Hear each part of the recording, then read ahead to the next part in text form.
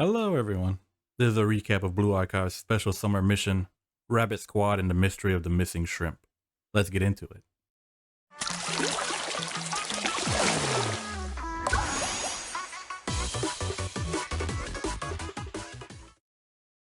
The story starts in Kosagi Park, where the Rabbit Squad is complaining about how unbearable the summer heat has gotten. It's so hot they aren't able to scavenge for bentos like usual because the heat is spoiling the food.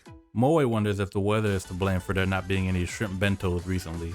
But Miyako says that can't be true, because she saw other fish bentos being sold, and Saki agrees by saying her scuba instructor once told her that shrimp is very easy to keep fresh and frozen for deliveries. Miyu mentions she hasn't seen much shrimp being sold lately. In fact, just the other day a restaurant had a sign outside saying they were out of shrimp. The girls begin to speculate and make theories as to why there has been a sudden shortage of shrimp. As they are talking, Sensei arrives, and they've brought ice cream for the girls to help them cool down. While they're eating, Sensei brings up the shrimp topic again.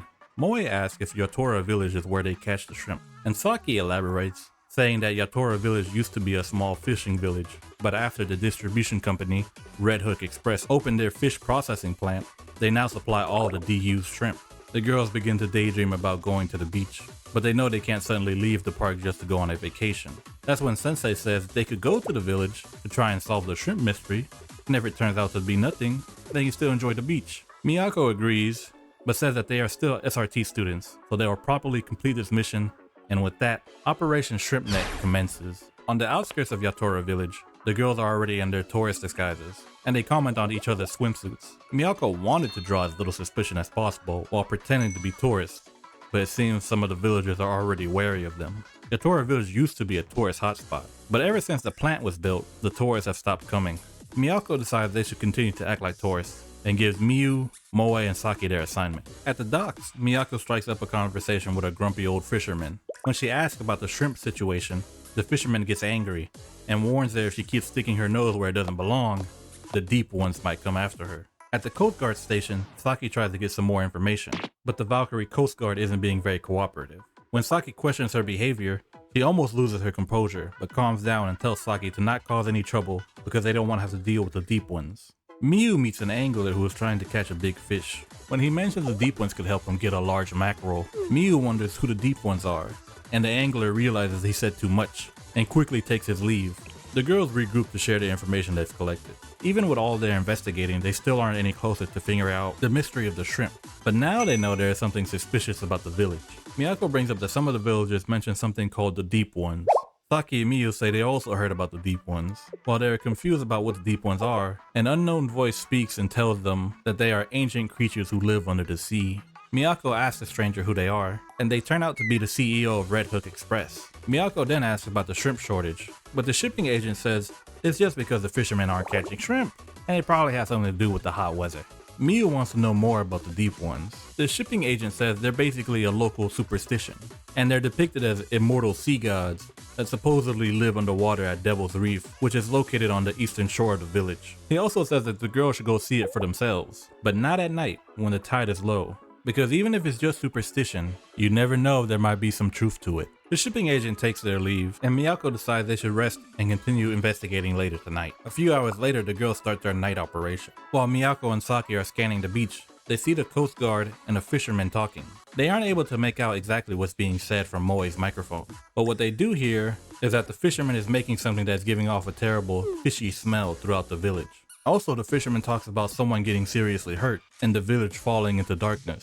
The girls are starting to become unsettled by all the weird things going on in the village. Miyu says she hears some creepy chanting, so Miyako and Saki decide to regroup with her. When they arrive to Miyu's location, they witness the angler from earlier, but when they approach him, he runs off. Even though Sensei tries to tell the girls to wait, they chase after him. During the chase, Saki ends up tripping over something. When the girls stop to look at their surroundings, they notice drying racks with spoiled fish and a pot giving off the terrible fish smell from earlier.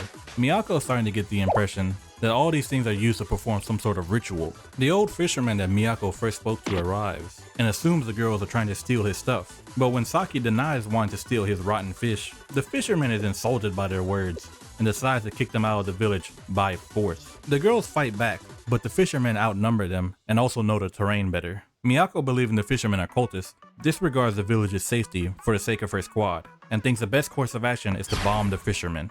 But before she can give Moe the coordinates, Sensei arrives with the Coast Guard and stops the fighting. Sensei believes there's been a misunderstanding, and explains that the thing the fishermen have been making this entire time is called kusaya sauce, and the Coast Guard elaborates saying it is one of Yatoura Village's specialties.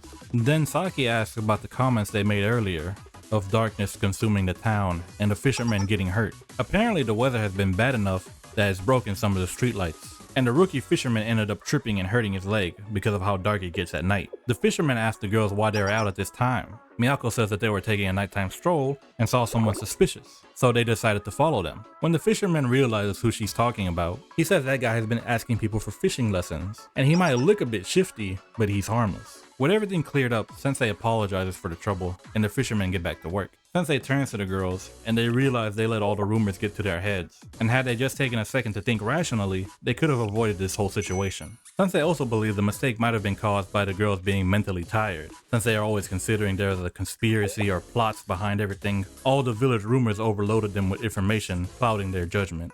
Sensei thinks they need to rest up and take a fresh look at the village tomorrow. Miyako agrees, and all the girls go to bed. The next morning, when the fishermen return from work, they notice that all the damages from last night have already been cleaned and fixed up. Next, we see that Saki and Moe are working on the panel board for the streetlights, and with some new wiring, they already have it up and running. So the fishermen should be able to see at night now. While Miyako is fixing a loose knot, she runs into the old fisherman and apologizes for all the trouble that happened yesterday. The old fisherman knows it's not totally their fault, since the villagers aren't the most welcoming when it comes to outsiders, which probably didn't help the situation. Miyako hopes they have better luck fishing shrimp soon, and the old fisherman hopes so too.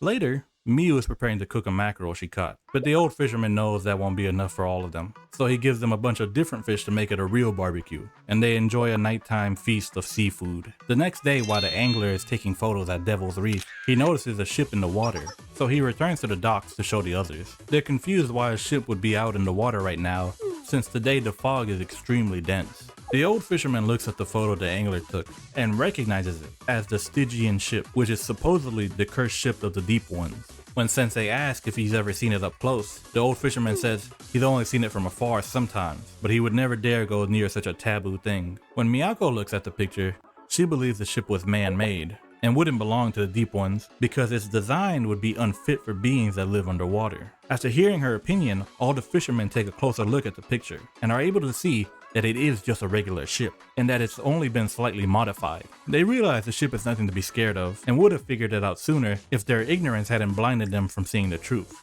Now the fishermen believe the ship might have something to do with all their shrimp troubles recently, so they decide to go investigate it, but don't know how they can get close to it. However, Moe says if it's moving through the water, it must have a propeller, and with Saki's scuba diving training, she should be able to place a bomb on it, so they can approach it once it's unable to move. The plan was successful, and everyone boards the ship.